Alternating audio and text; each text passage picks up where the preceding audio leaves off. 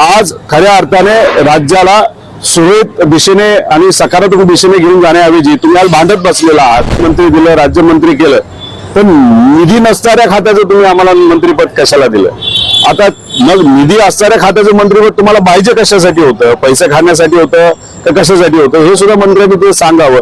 आता त्यात मंत्री नाराज, त्याच्याबरोबर आता आम्हाला या जिल्ह्याचं पालकमंत्री पद असावं, कारण इथं निधी मोठा आहे, 600 कोटीचं बजेट आहे, 500 कोटीचं बजेट आहे, 300 कोटीचं बजेट आहे। म्हणजे बजेट बघून बऱ्याच लोकांना तिथं पालकमंत्री व्हायचंय, म्हणजे काय गडबड चालली हे माहित नाही। म्हणजे तुम्हाला महाराष्ट्रातल्या जनतेने, ठीक आहे त्याच्यामध्ये ईव्हीएम वगैरे हे विषय आहेत, पण महाराष्ट्राच्या जनतेने तुम्हाला 222 पेक्षा जास्त आमदार निवडून दिले आणि त्याच्यात आज खऱ्या अर्थाने राज्याला सुरळीत दिशेने आणि सकारात्मक दिशेने घेऊन जाण्याऐवजी तुम्ही आज भांडत बसलेला आहात।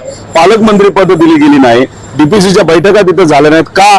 तर सगळ्यांना चांगला पैसा असणारी खाती आणि पद आणि पालकमंत्री पद पाहिजे। दुर्दैव असं की एवढं मॅन्डेट मिळून सुद्धा यांना निर्णय घेता येत नाही, म्हणजे कुठे ना कुठेतरी या सरकारमध्ये गडबड आहे असं आपल्याला म्हणावं लागेल।